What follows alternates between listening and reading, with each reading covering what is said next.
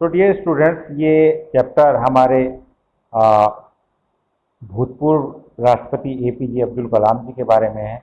और जो कोई पॉलिटिशियन तो नहीं थे, लेकिन उन्हें इतने बड़ा दर्जा दिया गया क्योंकि उन्होंने भारत में बहुत बड़ी साइंटिफिक योगदान रहा है उनका। डिफेंस सेक्टर में, न्यूक्लियर टेक्नोलॉजी में उन्होंने काफ़ी कुछ मिसाइल प्रोग्राम्स में जो है काफ़ी योगदान दिया है। सेल्फलेस पर्सन थे, अनमेरिड थे और पूरी जीवन उन्होंने देश को समर्पित किया है। ओके, तो वो लिखते हैं कि I was born in a middle class Tamil family. वो एक मिडिल क्लास तमिल फैमिली में उनका जन्म हुआ था। In the island town of Rameswaram in the erst while Madras state.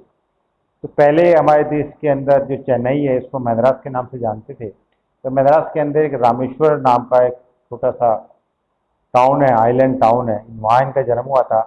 और उनके father Jainulabdeen had neither much formal education nor much wealth. Despite these disadvantages, he possessed great innate wisdom and a true generosity of spirit. तो उनके जो पिताजी जो थे, वो ना तो उनको कोई एजुकेशन प्राप्त थी, ना वो बहुत ज़्यादा पैसे वाले लोग व्यक्ति थे। फिर भी इन डिसएडवांटेज होने के बाद भी उनको बहुत ज़्यादा बुद्धि समझ बहुत थी और आत्मा बहुत उनकी पवित्र थी। He it an ideal helpmate in my mother Ashi Amma. वो मदर की जो है बहुत मदद करते थे APJ Abdul Kalam ji. I do not recall the exact number of people she fed every day. और उनको याद नहीं कितने लोगों को रोज खाना खिलाती थी। But I am quite certain that far more outsider ate with us than all the members of our family put together. तो भाई इतना याद है कि जितने घर के लोग थे उससे ज़्यादा लोग बाहर के लोग घर में खाना खाया करते थे। I was one of many children, a short boy with the undistinguished looks, born to tall and handsome parents. तो ये जो बहुत सारे बच्चे मतलब भाई बहन थे इनके, और ये एक छोटे से लड़के थे और अजीब सी इनकी लुक्स थी और पेरेंट्स इनके काफ़ी खूबसूरत थे, ये बताते हैं। We lived our in our ancestral house which was built in the middle of 19th century. वो अपने पुराने बुजुर्गों के घर में रहा करते थे जो इनको विरासत में एंसेस्टर से मिला था, जो मिडिल ऑफ 19th सेंचुरी में। तो it was a fairly large, ये बड़ा सा पक्का घर था, मेड ऑफ लाइम स्टोन का, ब्रिक का बना हुआ था। मस्जिद वाली गली में था, रामेश्वरम के अंदर। My austere father used to avoid all in essential comforts and luxuries. However, all the necessities were provided for in terms of food, medicine और clothes. तो उनकी जो आस्टर यहाँ पे लिखा हुआ है, सिंपल और स्ट्रिक्ट जो फादर थे, वो सारी जो वैभवशाली चीज़ें हैं जीवन की उनसे वो दूर रहते थे। फिर भी जो ज़रूरत का सामान था, खाना पीना, दवाइयाँ, कपड़े, सब घर में इनको मिलता था। In fact I would say mine was a very secure childhood. और ये कह सकते हैं इनकी चाइल्डहुड बहुत सिक्योर, बहुत अच्छी थी, बहुत मेटेरियली एंड इमोशनली। ठीक है, इमोशनली कि उनको घर में प्यार मिलता था भाई बहनों का, माँ बाप का, और मेटेरियली घर में खाने पीने के लिए कपड़ा लगता सब कुछ था। Okay, now in the second world war broke out in 1939 when I was 8 years old। और जब दूसरा विश्व युद्ध शुरू हुआ 1939 में, जब एपीजे अब्दुल कलाम जी की उम्र जो है 8 साल थी।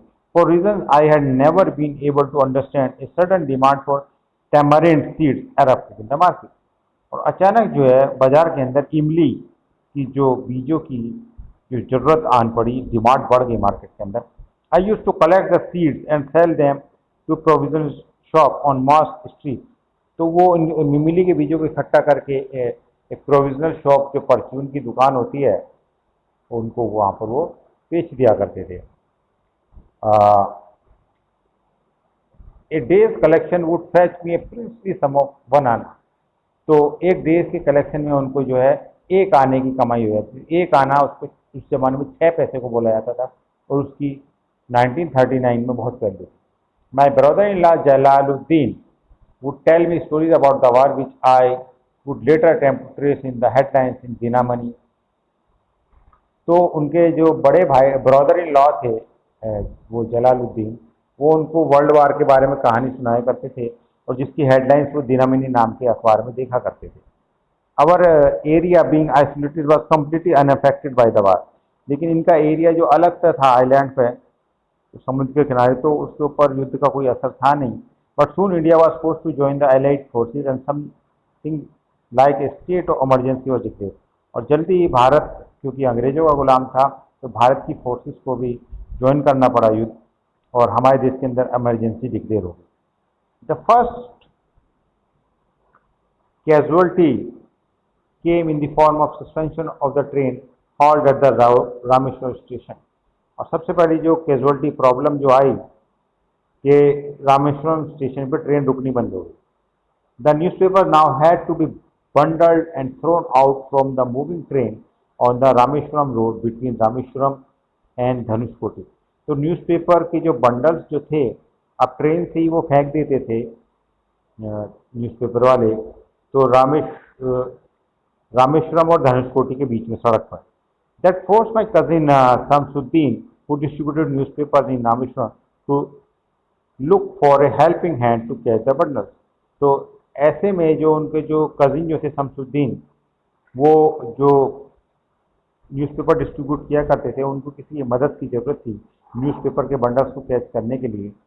As if naturally I filled the spot, और उन्होंने एपीजे अब्दुल कलाम को अपने साथ ले लिया इस काम के लिए। Samsuddin help me earn my first wages. Half a century later I can still feel the surge of pride in earning my own money for the first time. और शमसुद्दीन ने उनको सबसे पहले उनको मौका दिया उनकी कमाई करने का, और उसके लगभग 50 साल बाद वो जब ये लिख रहे हैं, उनको फील होता है कि कितना उनको आनंद मिला था सबसे पहले उनको अपनी कमाई का एहसास जो हुआ था।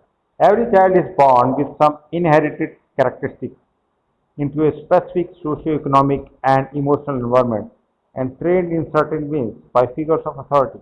तो हर एक जो बच्चा पैदा होता है, उसके अंदर कुछ इनहेरिटेड कैरेक्टरिस्टिक, कुछ गुण होते हैं परंपरागत उसके परिवार के, into specific socio economic and emotional environment, जो भी उसको आसपास का समाज का एनवायरनमेंट मिलता है, घर से प्यार मिलता है।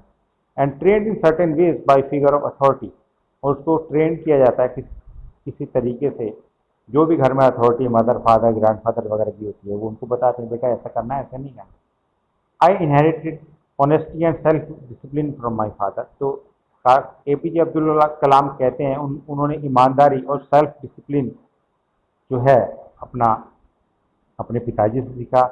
And from my mother I inherited faith in goodness and kindness. और अपनी माँ से उन्होंने अच्छाई में भरोसा रखना और दूसरों पर दया करना सीखा। So did my 3 brothers and sisters. और यही सीखा उनके 3 भाइयों ने और बहनों ने।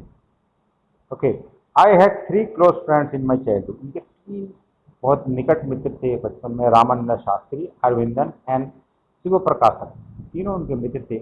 All these boys were from Orthodox Hindu ब्राह्मण फैमिली। और तीनों ही जो लड़के जो थे, ये ब्राह्मण परिवार से थे, और पहले ब्राह्मण लोग जो है काफ़ी रूढ़िवादी थे और जात पात बहुत मानते थे। तो as children none of us ever felt any difference among ourselves because of our religious differences and upbringing। तो बचपन में उन्होंने कोई भी डिफरेंस फील नहीं किया अपने अपने दोस्तों के बीच में, कि कोई हिंदू मुसलमान को कोई भेद है या किस तरीके से रह रहा है। In fact Ramanand Shastri was the son of Pakshi Lakshmana Shastri, the high priest of Rameswaram temple. जबकि रामानंद शास्त्री तो पाक्षी लक्ष्मण शास्त्री के बेटे थे, जो बड़े पुजारी थे रामेश्वर मंदिर में। Later he took over the priesthood of the Rameshwar temple. और बाद में वो रामेश्वरम मंदिर के मुख्य पुजारी बन गए from his father. Arvinder went into business of arranging transport और विजिटिंग पिलग्रिम्स। और अरविंद जो था वो बन गया टूरिस्ट गाइड वगैरह बन गया, जो तीर्थ यात्री जो रामेश्वरम में आते हैं उनके लिए वो ट्रांसपोर्ट का अरेंजमेंट करते हैं। और शिव प्रकाशन became a catering contractor for southern railway. और शिव प्रकाशन जो है साउदर्न रेलवेज में केटरिंग कॉन्ट्रैक्टर बन गए, जो खाने पीने का सामान का जो इंतजाम करते हैं, बेचते हैं स्टेशन के ऊपर। During the annual Shri Sita Rama Kalyanam ceremony, our family used to arrange boats with a special platform for carrying idols of Lord Rama from the temple to the marriage site, situated in the middle of the pond called Rama Tirtha, which was near our house. तो हर साल वहाँ पे सीता रामकृष्ण कल्याणम ceremony का आयोजन होता था और उनकी फैमिली मुसलमान होने के बावजूद भी बोटों का मतलब नावों का इंतजाम करती थी। आ, और उनको एक स्पेशल प्लेटफॉर्म था एक पॉन्ड के बीच में, वहाँ तक जो है लॉर्ड राम के जो है ले जाया करता था मूर्ति को। ठीक है। Situated in the middle of the pond called, pond का नाम राम तीर्थ रखा हुआ था जो उनके घर के पास थे। Events from Ramayana and from the life of prophet were the bedtime stories my mother and grandmother would tell the children in our family। और जो भगवान राम की कहानियाँ और रामायण की कहानियाँ जो हैं वो उनकी मदर और ग्रैंड मदर बताया करती थी रात के समय जब बच्चों को कहानियाँ सुनाई जाती है। One day when I was in the 5th standard at the Rameshwaram Elementary School, a new teacher came to our school। अब एक उनके साथ इंसिडेंट हुआ लाइफ के अंदर कि जब वो 5वीं क्लास में थे एक नए टीचर उनके स्कूल में आए। I used to wear a cap which mark me as a Muslim and I always set in the front row next to Ramanand Shastri. तो ये मुस्लिम होने की वजह से एक टोपी पहनते थे और रामानंद शास्त्री के साथ फ्रंट रो में बैठते थे। Who war